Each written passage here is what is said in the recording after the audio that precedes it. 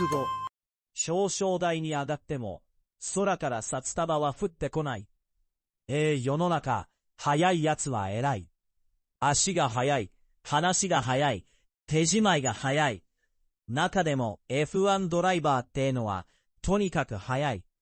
ところが、速けりゃすぐに金が降ってくるかというと、そうでもない。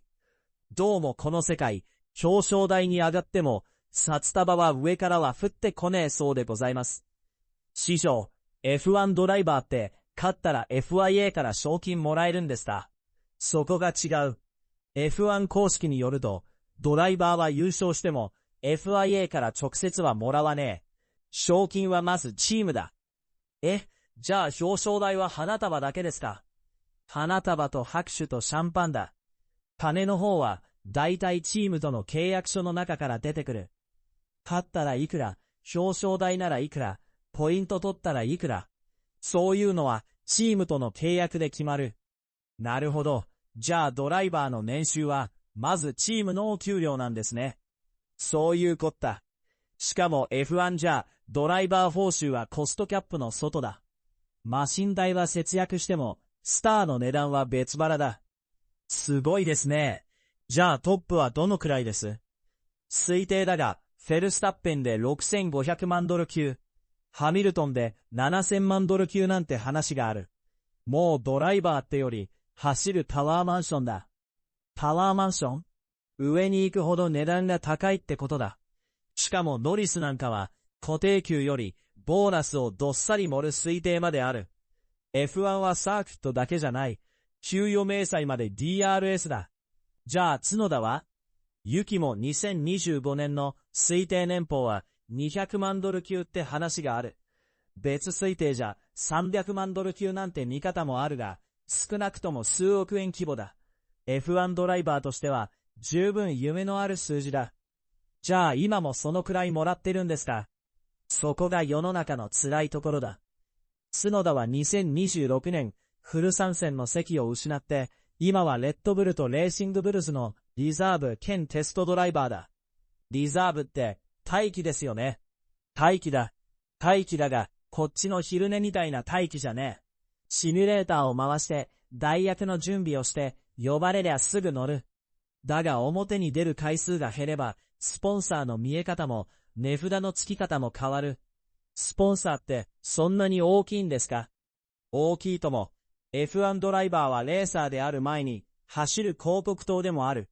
速さだけでなく、顔、人気、国籍、発信力、企業受け、ヘルメットの中で走ってるように見えて、実はヘルメットの外でも営業してる。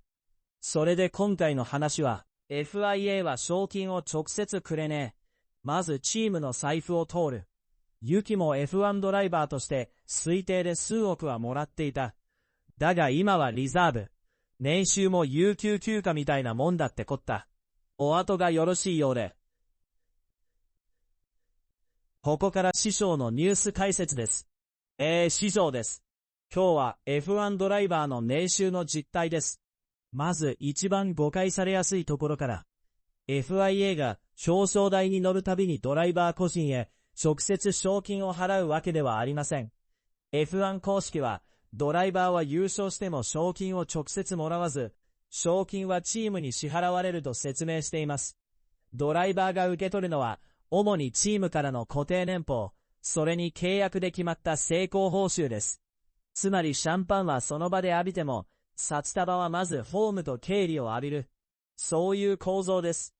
次に、なぜ F1 ドライバーの給料が高いのか。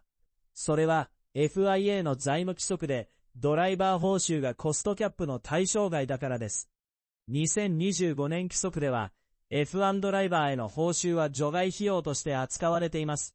つまり空力や部品代は占めてもスター選手の値段は別勘定。車は節約、看板は別会計。ここが F1 の面白いところです。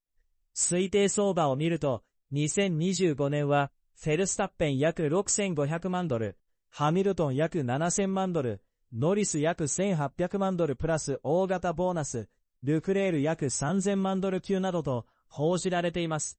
非公表なので推定ですが、トップ層はもう高収入ではなく、巨大契約の世界です。しかもこれは固定給が中心で、ここに勝利数、表彰台、ランキングなどのボーナスが乗る。つまりサーキットで速いだけでなく、契約書の中でも速い人が稼ぐわけです。そして角田裕樹です。2025年の推定年俸は200万ドル級。別推定では300万ドル級とも言われています。少なくともフルタイム F1 ドライバーとして見れば、数億円規模のレンジにいたと見て良いでしょう。日本人からするとかなり大きい。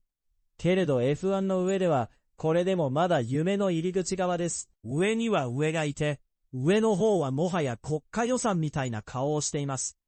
ただし、2026年の角田は状況が変わりました。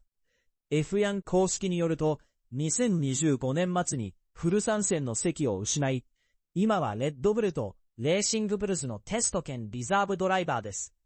具体的なリザーブ年俸は公開されていませんが、フル参戦時代と同じ収入構造とは考えにくい。なぜなら、レース手当、テレビ露出、スポンサー価値、全部が変わるからです。F1 では、速さだけでなく、席に座っているかどうかでも値段が変わる。椅子取りゲームの椅子が年収そのものなんです。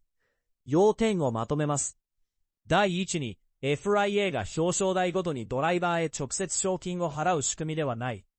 第2に、ドライバーの本体収入はチーム年俸で、成績ボーナスは契約に基づく。第3に、ドライバー報酬はコストキャップの外なので、スターの値段は高騰しやすい。第4に、角田も2025年時点では推定200万から300万ドル級だった。第5に、2026年はリザーブに回り、収入構造の見え方も変わった。つまり、F1 ドライバーの年収は、速さだけじゃ決まらない。チーム契約、ボーナス、スポンサー、そして座っている席まで含めて決まる。そういう話です。出展 F1 公式。優勝してもドライバー個人に直接賞金は出ず、賞金はチームに支払われる。FIA 財務規則。ドライバー報酬はコストキャップの除外費用。F1 公式角田裕樹は2026年、レッドブルとレーシングブルズのリザーブ兼テストドライバー。レーシングニュース355、2025年の推定年俸相場、角田は200万ドル級とされる。最後に、高評価、チャンネル登録、LINE での拡散、お待ちしております。どうぞよろしくお願いします。